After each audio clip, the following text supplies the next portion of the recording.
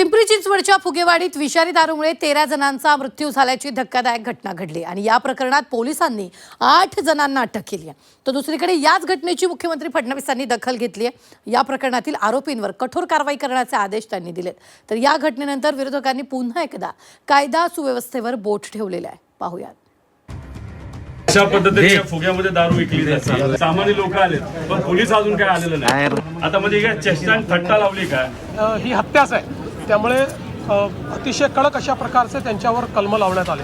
महाराष्ट्राच्या अब्रूची लखतर जी ती वेशीवर टांगलेली आहे, त्याचे तपास तात्काळ युद्ध पातळीवर ऑलरेडी सुरू आहे, त्याचे तपास होईल। फूड पद्धतीचं अल्कोहोल जे आहे ते बऱ्यापैकी मिथेनॉल वगैरे ह्या कॅटेगरीमध्ये येतं आणि त्याच्या बॉडीवरती शरीरावरती खूप गंभीर परिणाम होतात। पुण्याच्या पिंपरी चिंचवडमध्ये विषारी दारूमुळे 13 जणांचा मृत्यू झाल्याची हृदयद्रावक घटना घडली आहे। या प्रकरणी पोलिसांनी 8 जणांना अटक केली आहे। या घटनेमुळे संपूर्ण पुणे शहर हादरलंय। यातील मुख्य आरोपी योगेश वानखेडे याने दारूमध्ये मिथेनॉल टाकल्यानं ही घटना घडल्याची माहिती समोर आली आहे। दरम्यान या प्रकरणात पोलिसांकडून तपास सुरू आहे। मात्र घरातील कर्त्या व्यक्तीचा अचानक मृत्यू झाल्यानं पीडित कुटुंबावर दुःखाचा डोंगर कोसळलाय।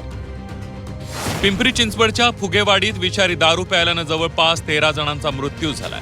या प्रकरणी राज्य उत्पादन शुल्क विभागानं मुख्य आरोपी योगेश वानखेडेला अटक केली आहे। आरोपी योगेश वानखेडेनं मुंबईहून मिथेनॉल आणलं। दारूमध्ये मिथेनॉल टाकून ती दारू 4 विक्रेत्यांना दिली। फुगेवाडी, दापोडी, हडपसर, चतुशृंगी परिसरात दारू विकली। योगेश वानखेडे याच्यावर याआधी देखील अनेक गुन्हे दाखल असल्याची माहिती आहे। दरम्यान दारू अड्ड्याचा मालक कर्नल सिंह विरखा आणि त्याच्या मुलाला देखील अटक करण्यात आली आहे। फॉरेन्सिक टीमकडून दारूच्या नमुन्याची तपासणी करण्यात येणार आहे। याच्यामध्ये अनेक कारणे आहेत। जी काही गावठी दारू किंवा क्रूड दारू आहे त्याच्यामध्ये म्हणजे अल्कोहोलचं प्रमाण जे आहे ते प्रमाणित केलेलं नसतं, कारण ती जी युजली हाऊसहोल्ड लेवलला वगैरे बनवल्या जाते किंवा कुठेतरी असं एखादं काहीतरी ग्रुप जे असतं कुठल्या वेगवेगळ्या ठिकाणी बनवल्या जाते आणि त्यामध्ये साधारणतः जे आहे मटेरियल जे वापरलं जातं नवसागर आहे, गूळ आहे आणि आणखी त्याची टॉक्सिसिटी किंवा नशा जास्त यावी म्हणून वेगवेगळे पदार्थ टाकले जातात। त्यामुळे हे क्रूड पद्धतीचं अल्कोहोल आहे आणि क्रूड पद्धतीचं अल्कोहोल जे आहे ते बऱ्यापैकी मिथेनॉल वगैरे ह्या कॅटेगरीमध्ये येतं आणि त्याच्या बॉडीवरती शरीरावरती खूप गंभीर परिणाम होतात। त्याचे तपास तात्काळ युद्ध पातळीवर ऑलरेडी सुरू आहे, त्याचे तपास होईल। नक्की याचे जसं मी सांगितले विषय रिपोर्ट आल्यानंतर एक्झॅक्टली काय झाला त्यावर कळेल। त्याचबरोबर पूर्ण परिसराचे म्हणजे विक्टिम्सचे राहणारे ठिकाणचे तसेच जिथे एलेज्ड कन्झम्पशन झालेली आहे त्या ठिकाणाची CCTVचे बारीकरित्याने पडताळणी होत आहे। त्याच्याबद्दल पण आज रात्रीपर्यंत त्याचे क्लॅरिटी येईल। दरम्यान या घटनेनंतर राजकीय वातावरण देखील चांगलंच तापलंय। या घटनेत आतापर्यंत किती जणांचा मृत्यू झालाय याची माहिती घेण्यासाठी आमदार रोहित पवार ससून रुग्णालयात पोहोचले। यावेळी ससूनच्या अधिकाऱ्यांनी माहिती देण्यास टाळाटाळ केल्यानं रोहित पवार चांगले संतापल्याचं पाहायला मिळालं। 15 लोक मेली, ह्याच्यात तुमच्याकडे काहीच माहित नाही। गोळ्या किती आले? कॉन्फिडेन्शियल मी आता मीडियाला सांगतो, तुम्ही आम्हाला सांगितलं की हे कॉन्फिडेन्शियल असल्यामुळे आम्ही सांगू शकत नाही। तुम्ही सुद्धा दाबण्याचा प्रयत्न करताय हे आम्ही मीडियाला सांगतो।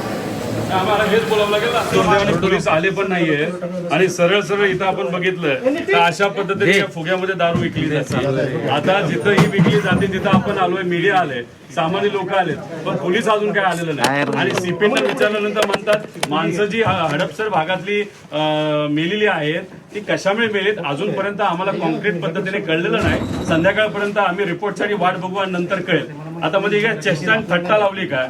आता इथं आलोय कुठं? गरिबाच्या इथं म्हणजे झोपडपट्टीत, माणसं मारणारी झोपडपट्टी। दरम्यान या घटनेची मुख्यमंत्री देवेंद्र फडणवीस यांनी देखील दखल घेतली आहे। मुख्यमंत्री फडणवीस यांनी या प्रकरणी कडक कारवाई करण्याचे आदेश दिलेत।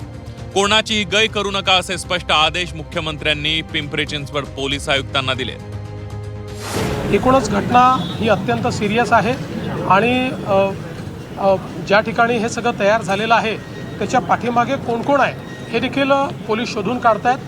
8 लोक अटक झाल्यात, अजून काही लोक अटक होऊ शकतात। सर, संपूर्ण ही साखळी जी आहे ती शोधण्याचा प्रयत्न 100% पूर्ण साखळी शोधून आणि त्यांच्यावर अतिशय कडक कारवाई केली जाईल, कारण हा एक प्रकारे ही हत्याच आहे।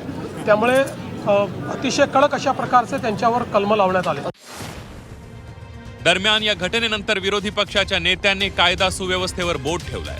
तसंच ज्या भागात विषारी दारू विकली जात होती तिथल्या SP आणि DYSPला निलंबित करण्याची मागणी हर्षवर्धन सपकाळ यांनी केली आहे. लॉ अँड ऑर्डरची सगळी ऐसी का तैसी झालेली आहे. महाराष्ट्राच्या अब्रूची लखतरे जी आहे ती वेशीवर टांगलेली आहे आणि अशा याच्यात पोलीस नावाचा विषय कुठेच नसल्यामुळे हा मृत्यू झालेला आहे. तात्काळ स्वरूपात अशा अवैध व्यवसाय आणि विषारी दारू ज्या ठिकाणी आहे त्या ठिकाणच्या पोलिसांना, त्या ठिकाणच्या ठाणेदारांना, तिथल्या SPंना, DYSPंना तात्काळ निलंबित करावं. चुकीचे आरोपी पकडून आणल्याबद्दल तिथल्या ॲडिशनल SPला आणि ठाणेदाराला तात्काळ स्वरूपात निलंबित करावं.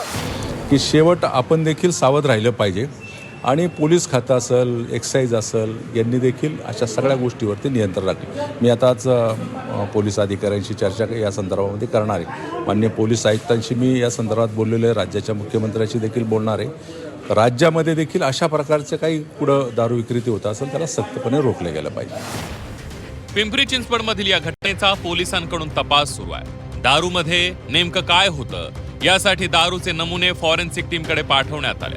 मात्र या घटनेनंतर पोलीस प्रशासनावरही सवाल उपस्थित केले जात आहेत. सर्रासपणे भट्टीवर अवैधरित्या दारू विकली जात होती तरीही पोलिसांनी आतापर्यंत कारवाई का केली नाही असा संतप्त सवाल स्थानिकांकडून करण्यात येतोय.